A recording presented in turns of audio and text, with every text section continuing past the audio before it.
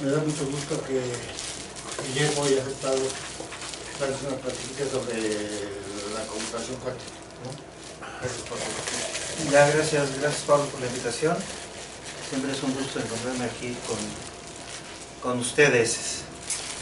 Ya me procuro ser asistente asiduo al seminario, pero bueno, no con la frecuencia que yo quisiera, pero gracias por permitirme participar con ustedes.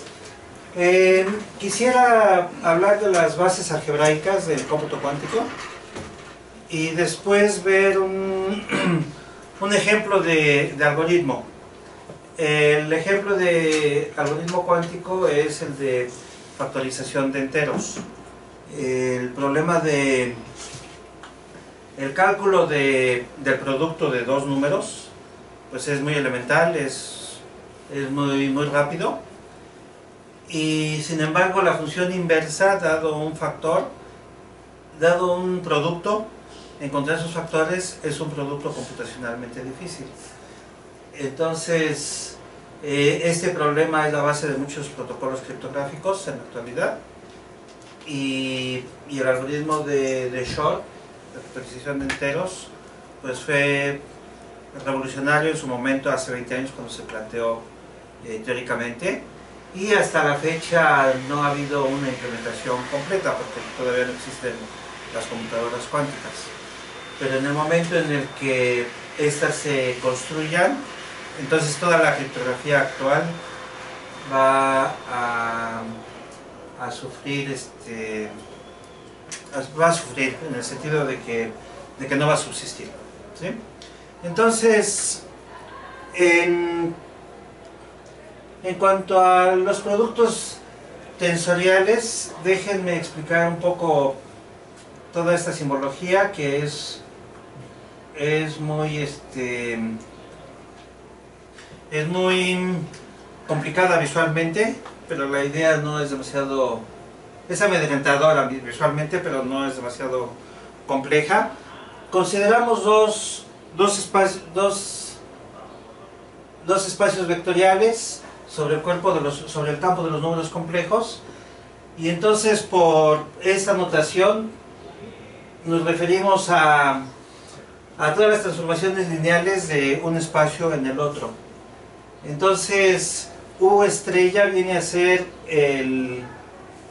todas las transformaciones lineales, todas las funcionales lineales se dice, del espacio U en los complejos. Entonces, cuando tenemos un funcional y tenemos un vector, la acción del funcional sobre el vector se escribe como este producto.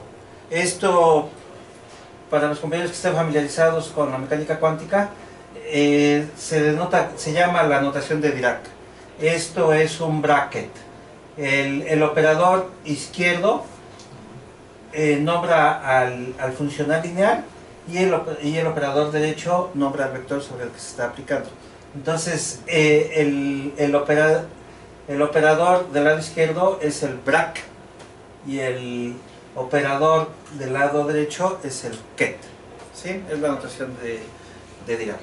Pero para nosotros como matemáticos, pues esto no es más que un producto que es bilineal.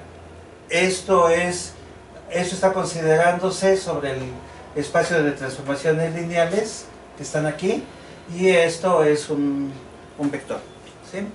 Entonces esto es un operador lineal, y se define el producto tensorial de los dos espacios como todas las transformaciones lineales que van del dual de V al espacio U, ¿sí?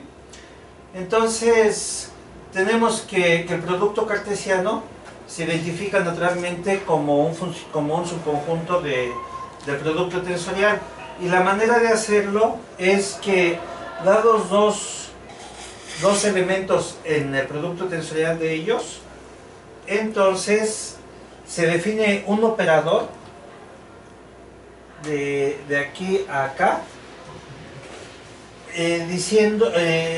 definiendo que la acción en cada funcional en el dual de V es lo que haría W estrella en V, esto es un número complejo, y esto lo multiplicamos por el vector U. Entonces este elemento nos va a definir un vector en U. Definido de esa manera, se puede ver que la correspondencia phi es una inclusión, es una función 1 a 1. Entonces de esa manera identificamos al producto cartesiano como un subconjunto del producto tensorial, y va a resultar que esto es una inclusión propia. Entonces va a haber elementos en el producto tensorial que estén fuera de la imagen de phi. Los elementos que están fuera de la imagen de phi se les dice que son elementos no separables, son elementos no factorizables.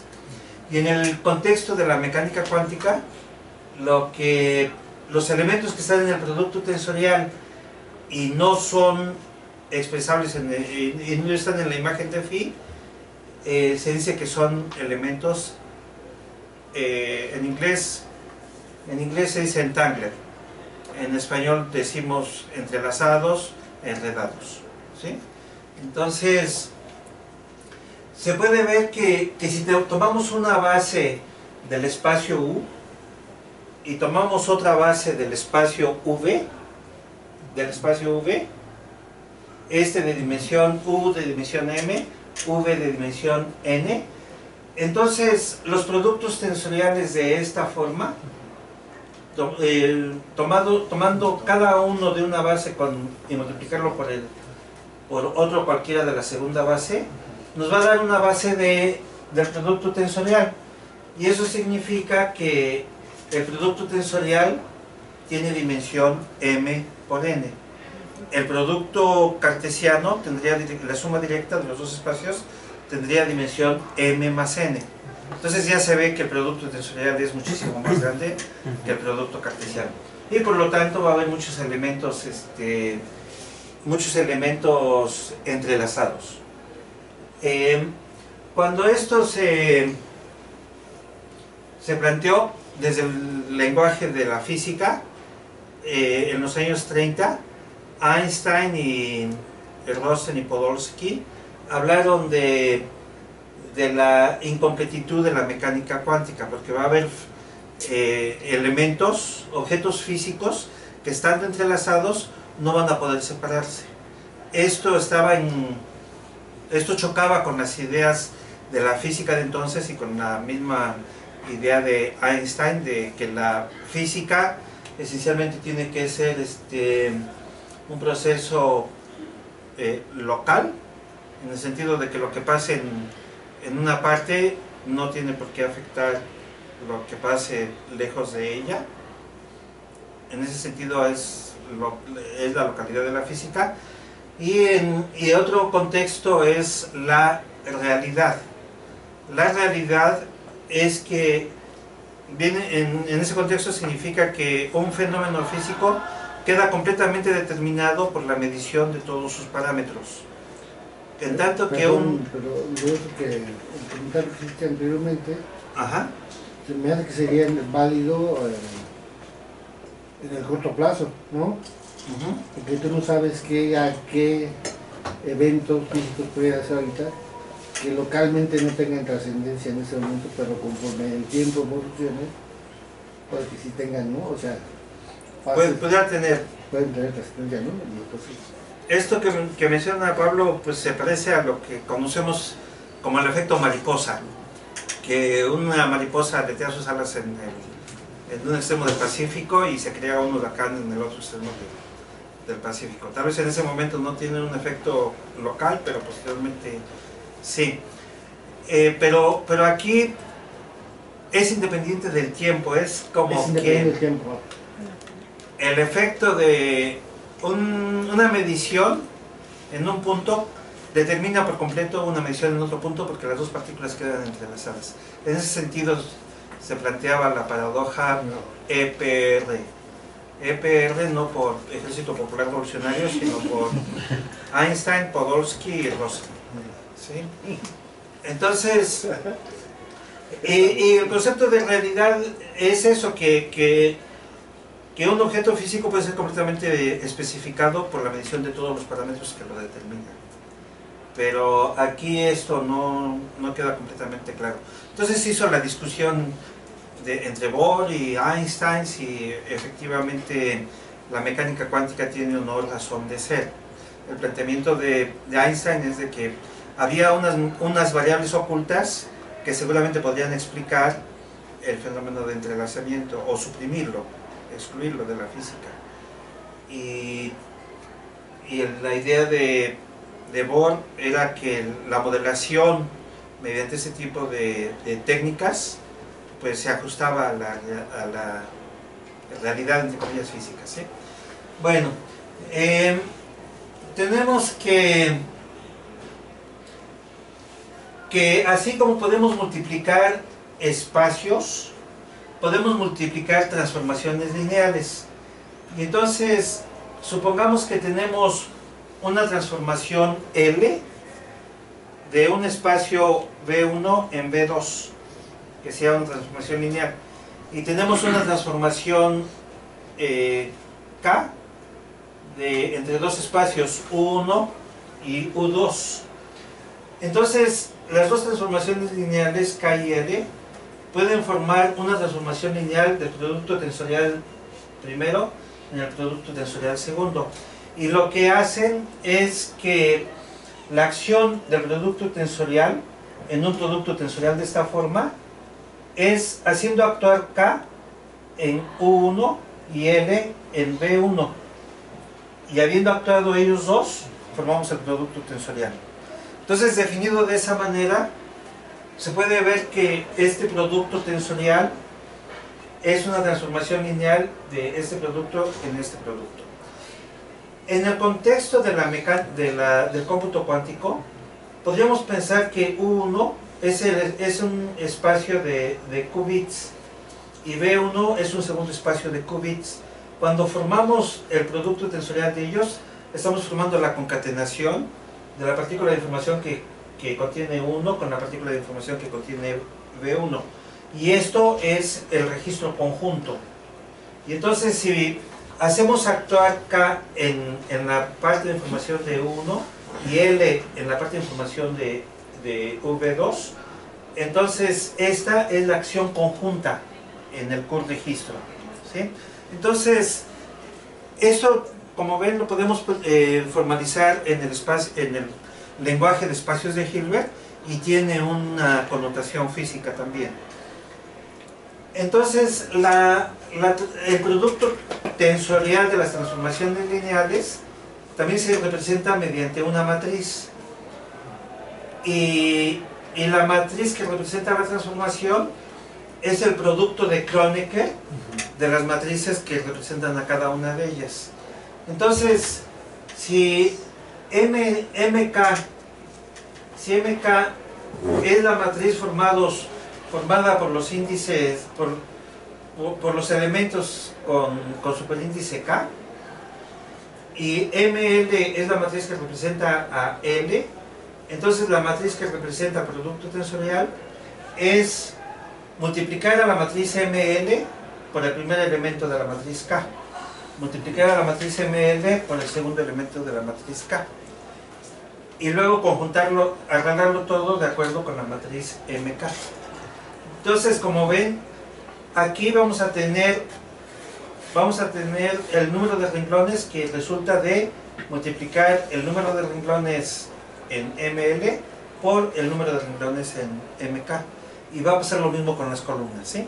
Entonces esto nos va a dar una matriz cuyo orden va a ser el producto del orden de renglones por el producto del orden de columnas, ¿sí? Entonces, como ven, esto numéricamente significa, va a tener un crecimiento exponencial en las dimensiones. Y también podemos formar exponenciaciones tensoriales. Definimos K a la N como de manera recursiva de esta manera, y entonces, dada una transformación lineal, podemos formar la matriz que representa al producto, a la elevación tensorial, a la potencia n de la transformación n. Y esa nos va a dar una matriz y podemos dar reglas de cálculo para ir calculando, para ir obteniendo los elementos en esta matriz en términos de la matriz original. ¿Sí? Esto tiene que ver con la representación de los índices en una base que está dada por el número de columnas original de la matriz K.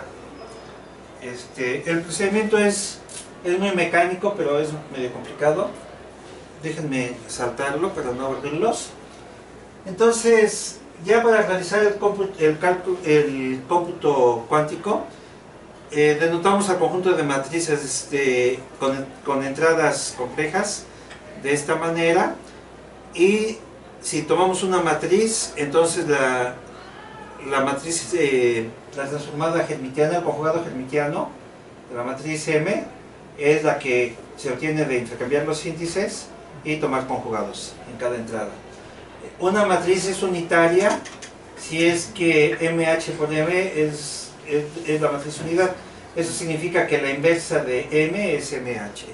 Esa es una matriz unitaria, y lo que hace en la práctica es que es una isometría en el espacio de Hilbert. Entonces, al ser una isometría, envía la esfera unitaria del espacio de Hilbert en ella misma, la deja quieta. Entonces, el conjunto de estados cuánticos es el conjunto de vectores de esta manera, y aquí consideramos a los estados unitarios. Esa es la esfera unitaria, son todos los vectores tales que BH por B nos da 1. Son los vectores de norma euclidiana 1, y esa es la base canónica. Entonces, a un estado cuántico lo podemos ver como un vector en la esfera unitaria, y es tal que va a seleccionar una de las m direcciones canónicas con una probabilidad dada por el cuadrado de la componente en esa dirección. Entonces, lo que hace el cuadrado de esta componente es definir una probabilidad sobre el conjunto de vectores básicos. Entonces, dado un vector en la esfera unitaria, vamos a tomar lo vamos a pensar a ese vector como una superposición de m estados deterministas. Cada uno de los vectores básicos nos define un posible estado determinista, y al realizar una medición significa tomar una variable aleatoria, y la distribución de la variable aleatoria está dada precisamente por las componentes del estado cuántico. ¿Sí? Entonces, para fijar un poco ideas, el ejemplo pintoresco es el gato de Schrödinger. El gato de Schrödinger está metido en una jaula de plomo, y si mueve la patita de una manera va a disparar una radiación que lo va a deshacer. Entonces, en tanto que la caja esté cerrada, el gato puede estar vivo o puede estar muerto. Y la única manera de saber si el gato está vivo o está muerto es tomar una medición. Tomar una medición significa abrir la jaula, y ahí uno ve el estado del gato. Entonces, el gato muerto es el eje de las X, gato vivo es el eje de las Y. Y cualquier vector en la esfera unitaria nos está definiendo una probabilidad de que el gato esté vivo o esté muerto. ¿Sí? Tenemos un spin que puede tener una polaridad horizontal o vertical, y entonces en cualquier momento el spin cuando se le mide nos dice cuál de las dos polaridades tiene, pero en tanto que no midamos, está en un estado de superposición. ¿Sí? Ahora vean que si tomamos la medición del spin en la dirección horizontal o vertical, vamos a tener un fenómeno similar si cambiamos de base. Podemos girar a los elementos básicos y entonces por tener una polaridad hacia el noreste o bien hacia el noreste, y tomar mediciones respecto a esa, ¿sí? Entonces, en función de la base que elijamos, vamos a tener estados deterministas desde el punto de vista matemático. Desde el punto de vista físico, obviamente esto hay que manejarlo con más cuidado del que yo estoy hablando. Entonces, el principio de medición significa que dado un vector unitario, entonces vamos a elegir uno de los vectores básicos con probabilidad dado por este valor. Y entonces el control computacional se transfiere al estado determinista EJ. En vez de que tengamos localidades de memoria en donde podemos guardar un bit 0 o 1, vamos a tener localidades de memoria en donde vamos a guardar un qubit, y esa señal puede ser un 0 o un 1, está en un estado de superposición. Cuando lo medimos, entonces ya nos dice es 0 o es 1. Pero tanto que no lo midamos, está en superposición el qubit, ¿sí? Entonces, el principio de medición se aplica una sola vez en un algoritmo cuántico y produce un estado de alto o de paro. Si m es una potencia de 2, vamos a decir que una compuerta cuántica es una matriz unitaria de tamaño m por m. Entonces, cuando tenemos un solo qubit que puede tomar valores 0 o 1 deterministas,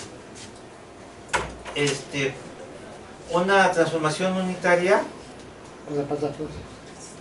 es una función que nos transforma el espacio de Hilbert de dimensión 2 en el espacio de Hilbert de dimensión 2.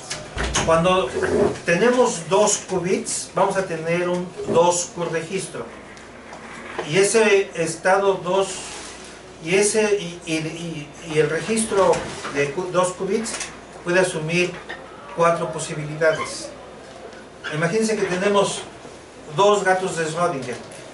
Entonces, las posibles 4 configuraciones deterministas son muerto, muerto, muerto, vivo, vivo, muerto y vivo, vivo, ¿sí? Si tenemos 3 gatos de Schrödinger, entonces vamos a tener 2 al cubo. Si tenemos 4 gatos de Schrödinger, tenemos 2 a la cuarta, y así sucesivamente. Entonces, conforme aumentamos la longitud del registro, vamos a tener un número exponencial de posibles estados deterministas. Entonces, esto hace que el cómputo cuántico tenga una capacidad de cómputo que crece exponencialmente. Entonces, un algoritmo cuántico lo que consiste de la composición de un número finito de compuertas cuánticas, y se sigue después de una medición. Entonces, para el caso particular de un qubit, tenemos que el estado básico nos determina gato vivo, es la dirección acostada, horizontal, y esta otra vector básico nos da gato muerto, gato vivo, gato muerto y gato vivo, ¿sí? Entonces, esto corresponde con el valor de un bit clásico 0, y esto corresponde con el valor de un bit clásico 1. Entonces, cuando hablamos aquí de 0, no estamos hablando del 0 del espacio vectorial. El 0 del espacio vectorial no es un estado cuántico. El 0 es la dirección de este vector básico, ¿sí? Entonces, E0 se identifica con el valor falso 0, y E1 con el valor verdadero o 1. Un qubit, entonces, es un vector en la esfera unitaria del espacio de Hilbert de dimensión 1, de dimensión 2, y sus componentes deben satisfacer esta condición. H1 es el espacio de los qubits, S2, y Hn, el espacio de los n registros, es el producto tensorial de Hn-1 por H1. Entonces, la dimensión de Hn es 2 a la n, y una base consiste de la concatenación de los vectores básicos, ¿sí? Y tiene un número exponencial.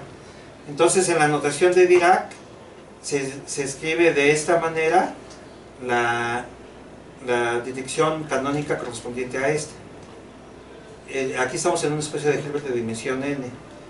Y a cada uno de los índices enteros entre 0 y 2 a la n-1 lo podemos poner en correspondencia cuando lo escribimos en binario con una palabra consistente de n bits. Entonces a cada índice lo podemos poner en correspondencia con esta dirección canónica. Y entonces un espacio en la esfera unitaria, un punto en la esfera unitaria del espacio de Hilbert de dimensión 2 a la n, lo podemos escribir como una superposición de los vectores canónicos. Y esta, lo que nos está al tomar los cuadrados de estos coeficientes y los valores absolutos, vamos a tener una distribución de probabilidad. Entonces, tomar una medición sobre este estado significa asumir uno de estos valores deterministas, y cada uno se asume con probabilidad dada por el estado cuántico. Como ejemplo de compuertas cuánticas, pues tenemos la matriz de identidad. La matriz de identidad es una función de H1 en H1 y nos está dando esto. Esto es no hacer nada. Los podemos rotar. Si tomamos un ángulo t, entonces esta es una matriz de rotación y lo que está haciendo es girar la esfera unitaria.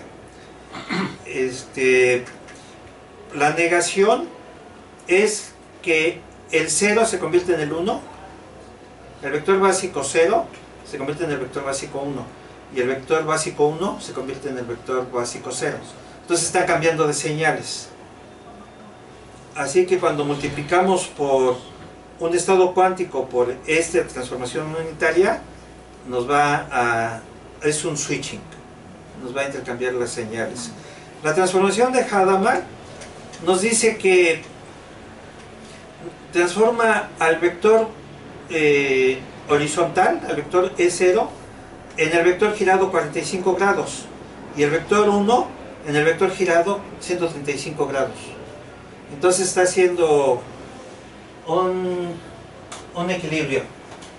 Esta es una transformación que cuando la multiplicamos por su transpuesta conjugada nos da la matriz de identidad. Y en resumen, lo que nos está diciendo es que son igualmente probables. ¿Con quién te vas? ¿Con melón o con sandía? Me puedo ir con uno o con otro. Y esto también, ¿con quién te vas? ¿Con sandía o con melón? Me voy con uno o con otro, con la misma probabilidad. En cualquiera de los dos se va a ir con probabilidad de un medio, el cuadrado de S. Esta es la transformación de Hadamard. Y cuando formamos el producto tensorial del operador de negación, significa que en cada una de las entradas vamos a hacer un cambio. Vamos a hacer un cambio. Entonces esta es una negación simultánea y vamos a tener 2 a la n posibilidades de hacerlo. Y con la transformación de Hadamard también podemos hacer el producto tensorial de ellos, y lo que nos está haciendo es que de las n posibilidades que tenemos podemos ir a cualquiera con probabilidad 1 sobre 2 a la n.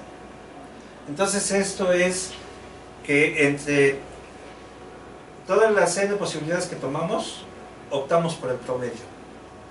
A cada una le asignamos una probabilidad uniforme. Entonces vean que todo tiene una cierta connotación de tipo físico, pero aquí lo estamos manejando como meros operadores unitarios en espacios de Hilbert. Es pura manipulación matemática. Este operador se llama la negación controlada y va actuando sobre dos corregistros. Entonces, dados dos corregistros, X y Y, lo que hace es dejar al primero como está, no le afecta, y al segundo lo transforma de esta manera. Vean que si X vale 0, entonces a la Y no le hace ni cambio alguno. Pero si X vale 1, entonces a la Y la niega. Por eso se llama el no controlado. La primera componente sirve como un mecanismo de control y la segunda es donde está efectuándose la acción. Si X se vale 0, el segundo se queda quieto. Y si X vale 1, el segundo se cambia, se altera. Entonces, eso nos está definiendo una matriz, una transformación lineal en el espacio de dimensión 4 y la matriz que corresponde es esta. Entonces, la matriz, la negación controlada, conmutada, actúa como la primera, pero cambia el papel. Lo que antes era control, ahora es el argumento. Y lo que antes era argumento, ahora es control. ¿Sí? Entonces, al poner la matriz, al calcular la matriz correspondiente, tenemos este corrimiento de la matriz de identidad. Entonces, cuando las operamos una en la otra, nos va a formar un grupo. El grupo que generan es de orden 2, 4, 6 y va a tener como generadores a C y D. Todos los elementos del grupo son productos de C y D y la tabla de multiplicación es esta. Entonces, haciendo abstracción a todo el contexto gráfico geométrico de espacios de Hilbert, solamente vemos los operadores y lo que tenemos es un grupo. Y entonces eso nos permite hacer cálculos. La función reverso es la función que cambia de posición. IJ los cambia de posición. Entonces a ese lo podemos ver como el producto de C de C. Va a tener esta matriz y podemos formar el producto tensorial. Y entonces lo que está haciendo es que si tenemos un Q-registro, al aplicarlo, lo invierte. Entonces es la operación el reverso de qubits. Pero esto en el cómputo cuántico. Entonces, cuando actuamos sobre qubits, podemos aplicar esos operadores y hacer transformaciones sintácticas. Las transformaciones de Pauli son estas cuatro. Esta es la matriz de identidad, este es sigma X que altera los valores, sigma 2 actúa los valores pero hace este cambio de fase, la multiplicación por I menos I, y sigma 3 es como la matriz de identidad pero hace un cambio de fase. Aquí al segundo lo transforma en menos 1. Entonces estas cuatro bases, estas cuatro transformaciones nos forman una base en este espacio vectorial. Y si tomamos cualquier otra matriz 2×2, lo podemos poner como una combinación lineal de las matrices en la base de Pauli. Y los coeficientes quedan calculados de esta manera. Entonces, si hacemos un procesador cuántico que tenga implementadas estas cuatro operaciones, ya tendremos un circuito cuántico para cualquier otra transformación 2×2. ¿Sí? Se ve que las transformaciones de Pauli satisfacen esta relación de conmutatividad o anticonmutatividad y no son conmutativas. Entonces, esto modela muy bien la mecánica cuántica de Dirac y tiene operadores y tiene ventajas desde el punto de vista computacional. Entonces tenemos que cualquier estado aquí queda determinado por sus componentes y queda completamente determinado por 2 a la n coordenadas. Y entonces si tenemos un operador unitario de aquí a acá, la acción de una sola acción, que es aplicar un operador, nos está afectando a 2 a la n componentes. Entonces un cálculo que está involucrando un número exponencial de términos se realiza solamente en un solo paso del cómputo cuántico. Eso es lo que se llama que cómputo cuántico es intrínsecamente paralelo. No entendí eso. Cuando aplicamos una sola compuerta, entonces estamos transformando 2 a la n entradas en 2 a la n entradas. Okay. En ese sentido es que actúa muy rápidamente. O sea, en una sola. En una sola acción. En una sola acción.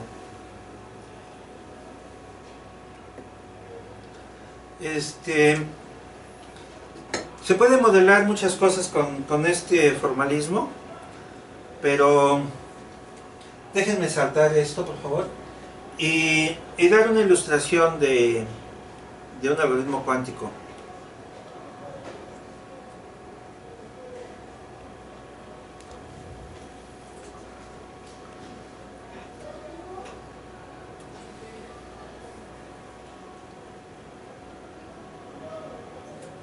Entonces, el problema que nos interesa es factorizar enteros. Si nos dan el número 15 como entrada, queremos decir 15 es el producto de 3 por 5. Entonces, si nos dan el número 2016, quisiéramos factorizarlo. Inmediatamente vemos que 2016 es par, entonces 2 es un factor. Dividimos 2016 entre 2 y nos da 1008, sigue siendo par, podemos seguirlo dividiendo y así sucesivamente. Entonces, como ven, cuando en términos humanos nos planteamos el problema, en términos humanos, entonces parece que fuera un problema trivial. Pero si en vez de que considerásemos 2016, que tiene 4 símbolos decimales, que tiene tal vez 10 u 11 bits, el problema es sencillo, pero si pensamos en un número de 1024 bits, entonces tratar de buscar sus factores nos haría revisar todas las posibilidades de 512 bits. Un número de 512 bits pues es un número que en decimal se escribe con 200 dígitos. Si tardáramos un nanosegundo en cada posible candidato, pues serían 10 a la menos 9 segundos. Eso significaría que tardaríamos del orden de 10 a la 200 menos 9, 10 a la 191 segundos. Un año es como 10 a la 20 segundos. Entonces vamos a tener un montón de años para hacerlo a mano, ¿sí? Así que eso es un problema. El problema de factorización da mucha seguridad. Quisiéramos, dado un entero, encontrar sus factores. Entonces, para recordar rápidamente algo de teoría de números, dados dos enteros, podemos calcular el máximo común divisor con el algoritmo de Euclides, y esto lo hace en tiempo logarítmico. Dos números son primos relativos si es que el máximo común divisor es 1, y el número de la función de Euler, la función tociente o la función indicatriz de Euler, es que en cada número n nos dice cuántos números primos relativos con él. ¿Cuántos números primos relativos con el número hay? Nos está dando el orden del grupo multiplicativo módulo n. Entonces, phi n es la cardinalidad de phi n, phi minúscula es la cardinalidad de phi mayúscula, y esto nos da un grupo. Y entonces, si tenemos un grupo, por el teorema de Legendre, tenemos que m a la phi n siempre es congruente con 1 módulo n, ¿sí? Si n es primo, entonces vamos a tener que m a la p menos 1 es congruente con 1 módulo n. Es el teorema de Fermat. Fermat, un matemático francés del siglo XVII, postuló esto para el caso de que n sea primo. Un siglo después, Euler vio que valía el teorema de Fermat de manera general. Si en vez de sustituir n primo, ponemos n y lo evaluamos de esta manera a la función phi. Entonces, esta es Esto es conocimiento matemático del siglo XVIII. Y para cualquier entero m, existe una mínima potencia r, que va a ser un divisor de este número, tal que m a la r es 1. ¿Sí? Eso sucede en la aritmética modular. Y eso es bien sabido desde el siglo XVIII. Entonces, para factorizar un entero, elegimos un número cualquiera que esté entre 1 y n, y calculamos el máximo común divisor de n y m con el algoritmo de Euclides, que Euclides nos los proporcionó 400 años antes de Cristo. Entonces, si este máximo común divisor es más grande que 1, damos gracias a los dioses y hemos encontrado un factor de n. Si no, entonces está en el grupo multiplicativo, m. Y entonces, si contamos con la suerte de que m tiene un orden par, entonces tomamos como k igual a m a la r entre 2. Si r es par, esto nos va a dar un entero, y entonces habremos encontrado un elemento tal que k al cuadrado menos 1, k al cuadrado es congruente con 1 módulo n. Eso significa que k al cuadrado menos 1 es divisible entre n. Pero k al cuadrado menos 1 es k menos 1 por k más 1. Entonces lo que hacemos es calcular el máximo común divisor de k menos 1 y n, y k más 1 y n. Y eso nos va a dar un divisor de n. ¿Sí? Entonces vean que el algoritmo es probabilista. Aquí no sabemos cómo elegir la m. Simplemente, a la buena de Dios, elegimos un m. Y pueden suceder dos hechos fortuitos. El primero es que el máximo común divisor de este sea mayor que 1, y eso ya nos da un factor. Si eso falla, entonces m va a estar en este grupo y su orden es par o es impar. Si fuese par, damos gracias a los cielos y ya encontramos el factor. Si no, entonces tenemos que hacer otro ensayo. ¿Sí? Ese es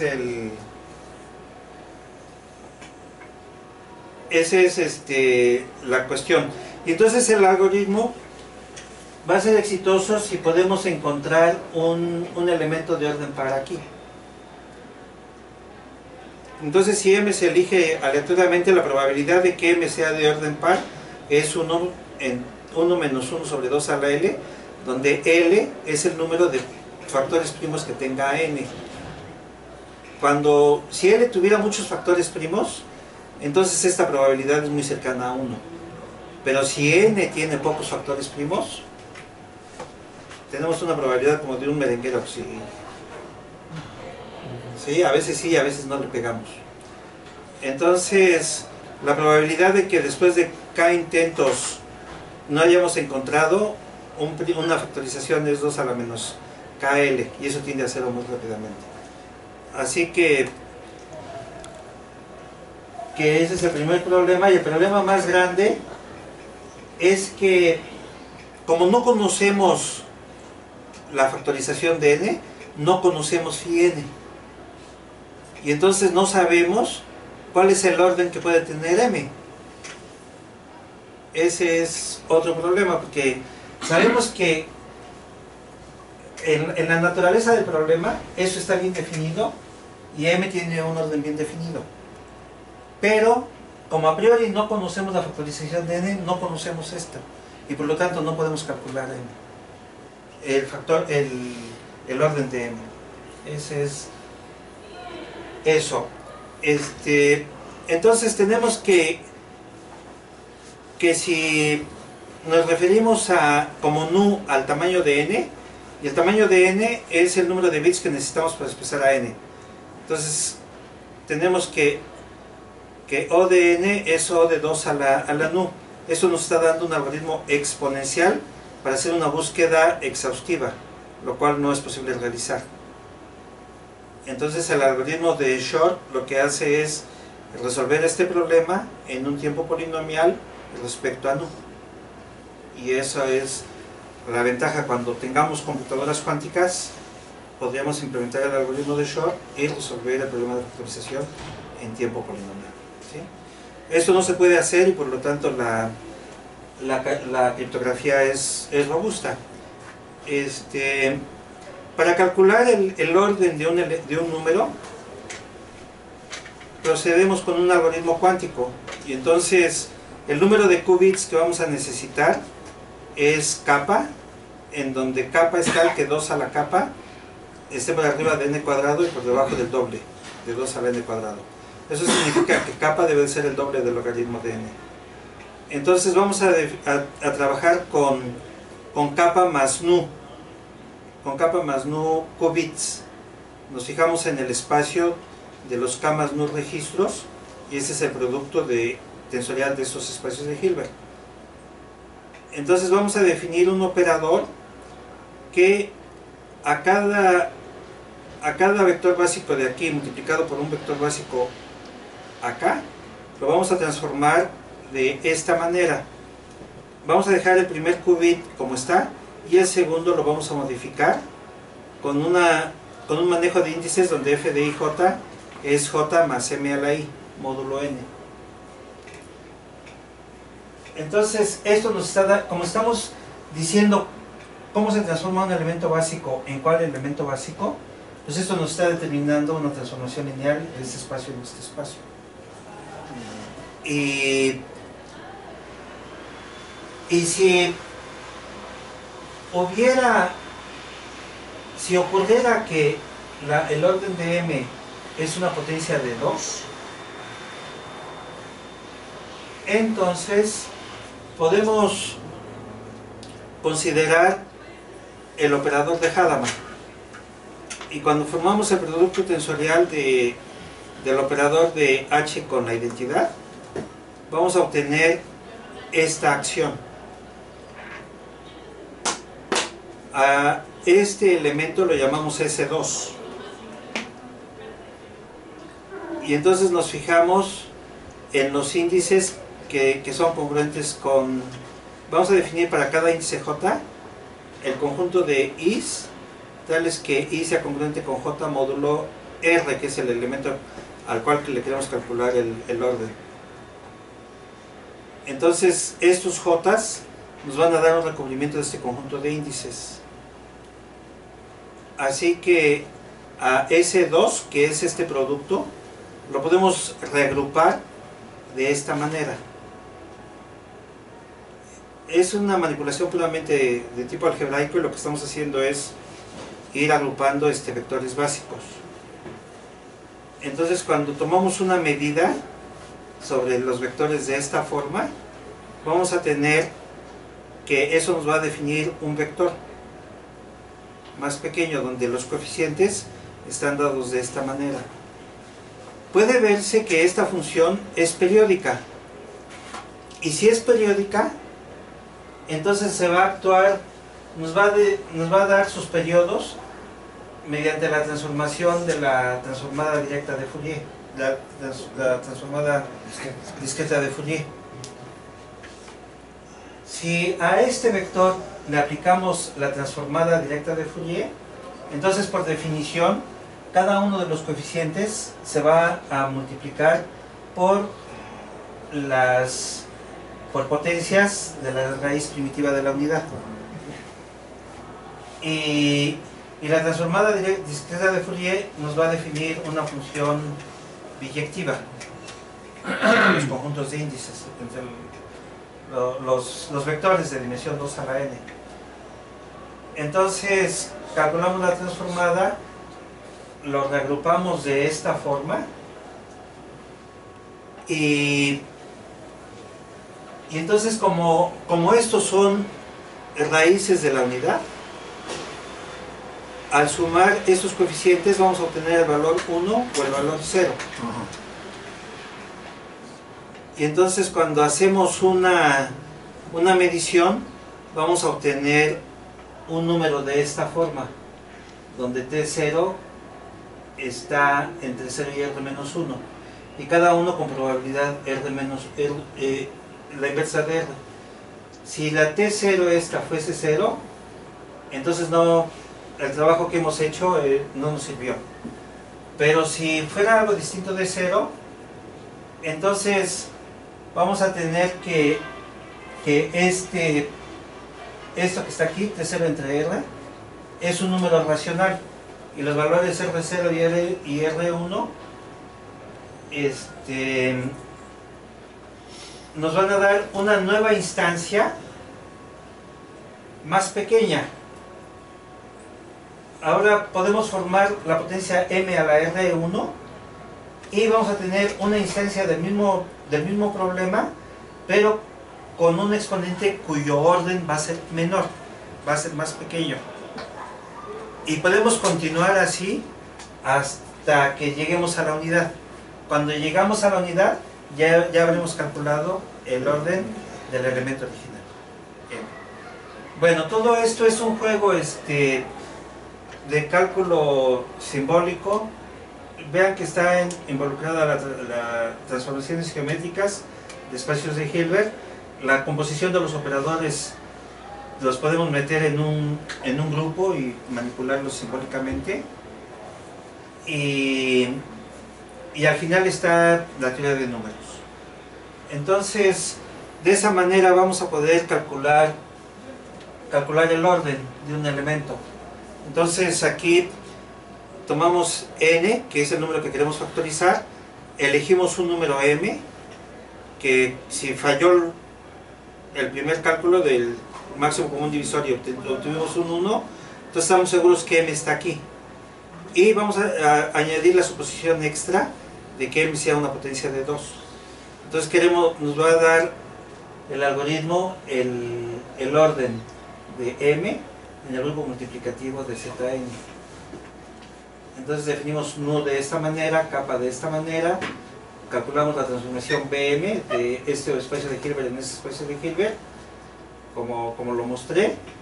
Definimos S1 como la acción de este producto tensorial en este vector básico. S2 es Bm de S1, S3 lo factorizamos de esta manera, aplicamos la transformada de Fourier y hacemos una medición. Entonces si la K que resulta es 0, repetimos todo porque no nos ¿Qué salió quiere nada. decir ahí que hagas una medición? Que ves los valores, fíjate los valores que tienen que... ¿Qué? ¿Qué quiere decir que hagas una medición ahí? ¿Una mención? Medición. Ah, una medición. Significa que en esta transformada de Fourier, como eso es un vector, eso es un vector, vamos a elegir uno de los vectores básicos con la probabilidad que haya el resultado de los coeficientes de esta transformación. O sea, vas a aplicar Una medición. o sea, vas a mostrar cómo tienes que agarrar, ¿no? Con una cierta probabilidad, muestras. Y la distribución de probabilidad va a estar dada por los coeficientes de este cálculo. Exactamente. Y si no, entonces, si no es 0, entonces a esto lo expresamos como un cociente de esta manera y damos como resultado el R1. Eso es el algoritmo. Hay otros detalles técnicos. Aquí estamos suponiendo que el orden es una potencia de 2. Eso no necesariamente tiene que ocurrir. Y si es cualquiera, entonces se va haciendo transformaciones similares, buscando obtener elementos cuyo orden sea una potencia de 2. Estas transformaciones similares son muy técnicas, pero lo que involucran es la expansión por fracciones continuadas de cocientes que van apareciendo, P sobre Q. Y se puede ver que el cálculo de estas cosas también se puede hacer de manera ágil mediante técnicas de cómputo cuántico. Y Y eso se hace. Eso se hace.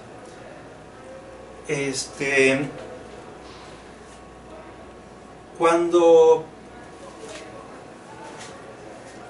se pueda implementar esto en la vida real, entonces se va a poder resolver el problema de factorización.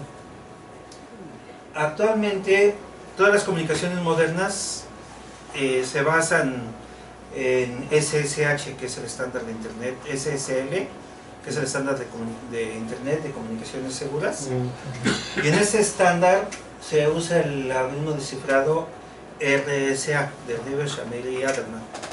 RSA basa su seguridad en la dificultad del problema de factorización. Entonces, cuando ustedes acceden a HTTPS y definen que en su navegador les genere una clave de 1024 bits, lo que estás haciendo es generar dos primos, cada uno de 512 bits, los multiplica y genera la clave de 1024 bits. Todas las comunicaciones que ustedes se hacen de comercio electrónico seguro se hacen, repito, en SSL, el nivel de seguridad de Internet, y ahí va involucrado el problema de factorización. Entonces, si alguien puede factorizar, puede abrir todo. Todas las comunicaciones, la mitad del mundo se comunica de manera segura con RSA, y los archivos el conocimiento archivado cifrado se hace con RSA. Entonces, tan pronto se quebrante el problema de factorización, todas esas comunicaciones van a poder descifrarse. Entonces, lo que ahora en este momento es seguro, no lo va a hacer cuando se pueda implementar RSA. Se puede implementar el algoritmo de Shor. Bueno, lo que yo no me queda claro, ajá, es que ¿cuál es el chiste? O sea, que tengo acceso a una cantidad tremenda de memoria, o sea, yo puedo, porque tengo una cantidad o sea, eso es lo que realmente, aparte de los algoritmos que estoy usando, lo que pasa es que tengo una cantidad, eso es lo que tengo en la computación cuántica, un acceso tremendo a la memoria, o qué, o puedo hacer más que nada, puedo calcular cosas en paralelo, esencialmente. ese es lo segundo. O sea que tengo como que un montón de procesadores que yo quiera a mi alcance, ese es el punto. No, no entiendo entonces. El cómputo cuántico suprime a esa cantidad gigantesca de procesadores. El cómputo cuántico, mediante un solo paso de cálculo, está transformando 2 a la n valores. Si uno con la tecnología actual quisiera manipular una lista de 2 a la n valores, pues tendría que hacerlo uno a uno. Pero ¿cómo guardas esos 2 a la n valores? Ese es el punto. Ya, tomas esos 2 n valores, lo tienes que guardar de alguna manera, ¿no? No, esa es la propiedad intrínseca física del cómputo cuántico, que opera la conjunción de las funciones y no necesita de almacenar valores parciales, los opera directamente. Pero tú generas 2 a la n, ¿qué haces? Ajá. Pero no necesitas escribirlos. No, pero lo tienes que leer de alguna manera, de algo que... No. ¿Por qué no? Es que lo que pasa es que tú estás pensando en lo que hay ahorita, en la forma en que se hacen las cosas ahorita. Tú cuando guardas ahorita un elemento, es, digamos, un entero, un solo número. Cuando tú guardas, por decir algo, un entero cuántico, estás guardando 2 a la n enteros actuales en un solo lugar de memoria, en un solo espacio. ¿Sí? Ok, pero ese entero cuántico físicamente requiere un lugar donde está, ese estado. Sí, pero no requiere 2 a la n lugares, requiere un lugar. Pero, ok, pero entonces... Mira, voy a hablar así de manera muy ingenua. y me disculpo con los físicos presentes. Pero está el fenómeno de Broglie. ¿Ves que cuando la luz pasa por una rendija, Sí. entonces crea un patrón de interferencia? Patrón de interferencia. Si hay dos rendijas, entonces los dos patrones Sí, se superponen. Se superponen. La luz es corpuscular. También tiene una connotación, un comportamiento corpuscular. Sí. Y entonces un fotón, cuando pasa por las dos rendijas, pasa por una de las dos. ¿Por cuál de las dos rendijas pasa? Uno no sabe. Y va a pasar por la rendija donde lo midamos. Cuando tomamos una medición, ya sabemos por cuál de las dos pasó. Pero en tanto que no midamos, el fotón va a pasar por las dos. Pasa por las dos y pasa por cada una, siempre y cuando la midamos. Entonces, a priori no sabemos por cuál de las dos pasó. De acuerdo. Lo manipulamos y podemos transformar esa situación cuántica en otra situación cuántica. Y cuando lo medimos, vamos a tomar el valor del Pero cómputo. cuando lo mides, tú generas una cierta distribución de esos numeritos de dónde salieron. Probabilidad. Es que antes de la medición existen un montón de posibilidades. Cuando hace la medición se hace lo del efecto de la función Sí, de pero onda. si haces un muestreo de acuerdo a cierta probabilidad, ¿no? Y de lo que Ajá. se calcula, pues, no. Ok, pero entonces, quizás- en tanto que no lo midas, están haciéndose todas las transformaciones cuánticas Sí, ¿no? que no se ven, que no hay para qué guardarlas. Físicamente están ocurriendo las transformaciones cuánticas. Ok. Y al final se hace la medición y ya se toma el resultado. Mides lo que quieres obtener. No mides, es cuando colapsa la función y entonces es que te da el valor y como dice, te da un lugar en el espacio. Entonces, en la computacional. naturaleza, en la física, están ocurriendo las transformaciones Ah. cuánticas y no hay que tomar registros parciales de ellas. Ah, lo que pasa es que tú nomás te digas cuando te dices de cuando colapsa. Claro, la función de onda. Exactamente. Exactamente. Exactamente. Entonces es Pero ¿cómo sé que va a colapsarse en un tiempo razonable? No, pero es que uno hace la medición y cuando hace la medición se hace el colapso de la función de onda. Por eso uno obtiene, por ejemplo, una cierta probabilidad en una polarización o cualquier cosa. En un momento de energía Ok, sí. también. Creo que... De hecho, ya en la implementación física de la computación cuántica, hay mucha ciencia ficción al respecto todavía, pero en la modelación física se dice que todo dispositivo cuántico debe de satisfacer los postulados de Di Vincenzo, un físico del MIT. Y uno de estos postulados es de que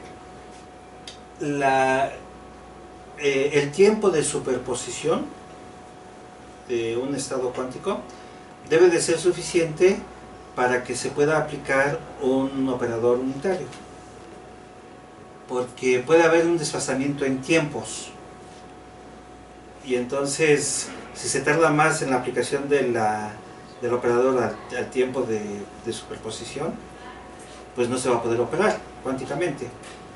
Y por lo contrario, si es menor, entonces la acción del operador unitario puede perderse con la superposición después del estado físico.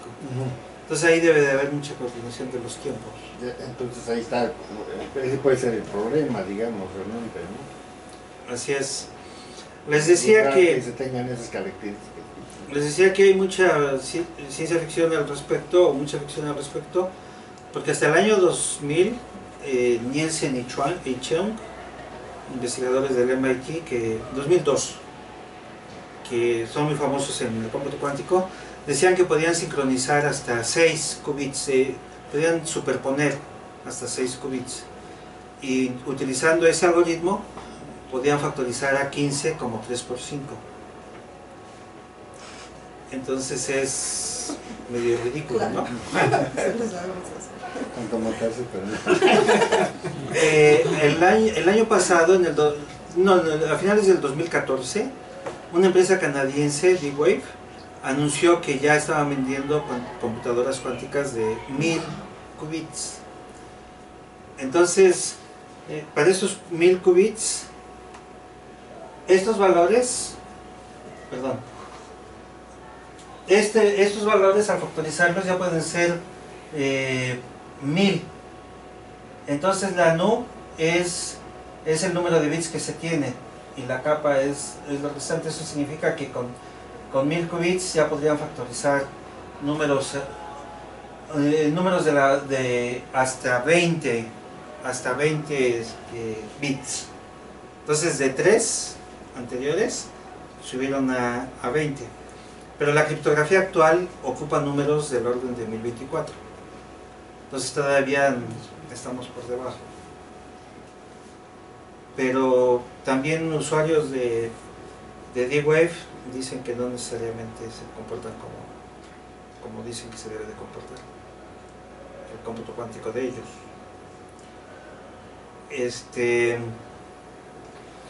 Y esa es donde está esa referencia a las características que tiene que tener esto que dijiste, ¿no? Los postulados. ¿De Vincenzo? Sí. Sí. De que deben por ser compatibles los tiempos para poner esto. ¿Qué propiedad es lo que dijiste? Que tenían que... Sí. ¿Lo tiene escrito en un paper o está hablando o cómo está?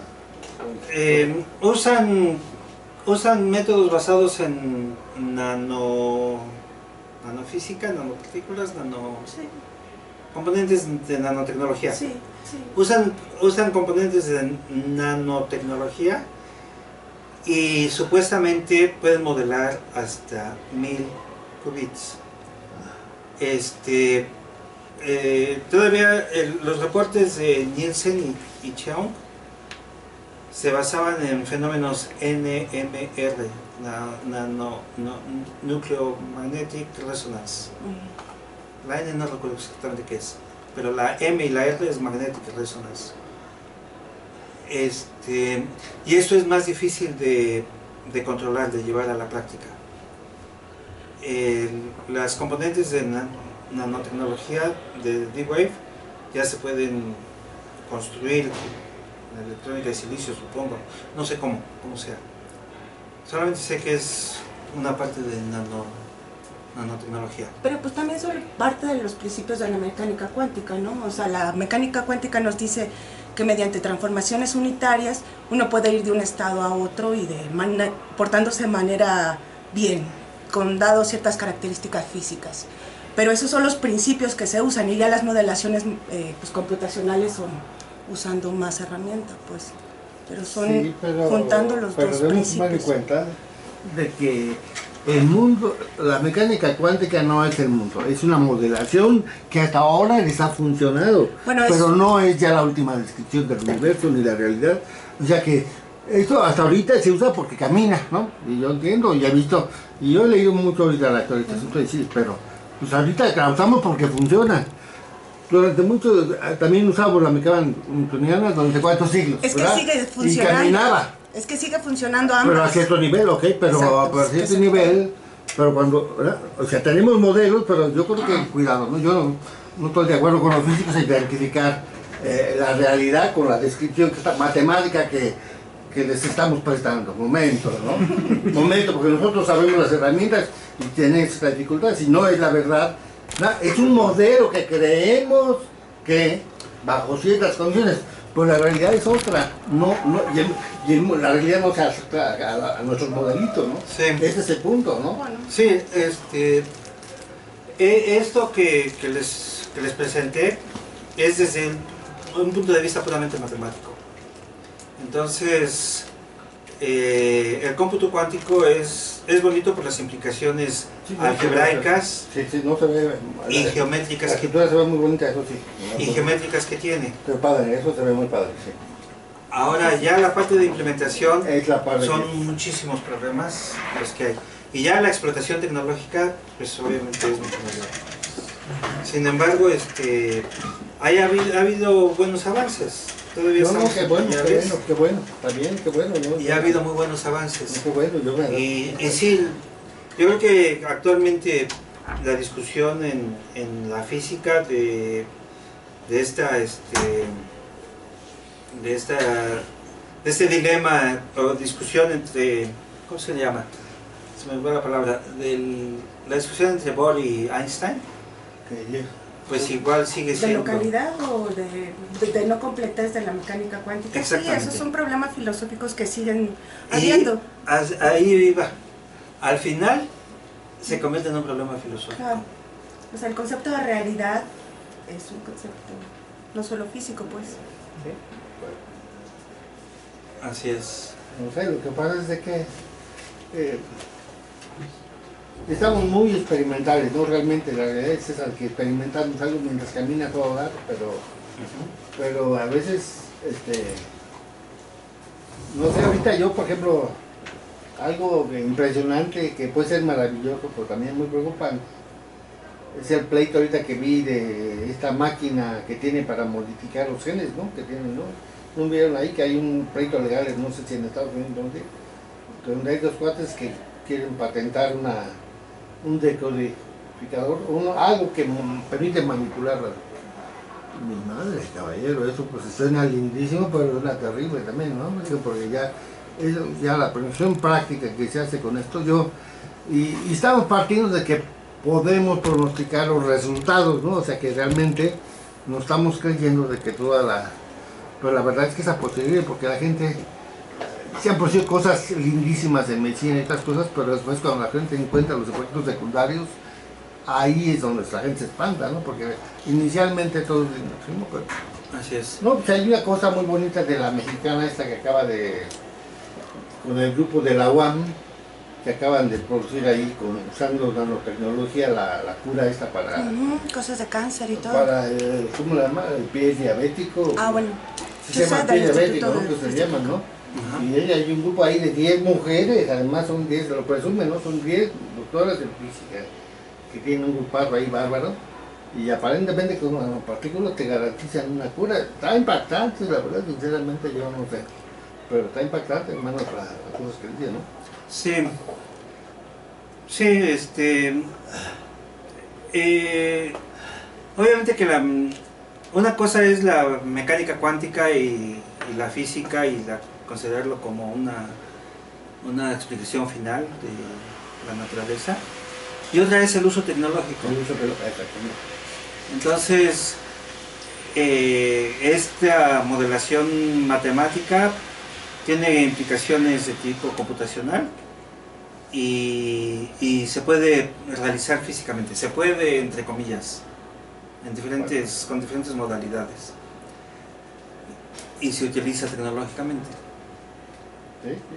Entonces hacia allá va todo, ¿no? Más allá vamos. Hacia allá vamos, exactamente. Bueno, ¿por qué no comemos un pedazo de pizza? Bueno, pues gracias. Para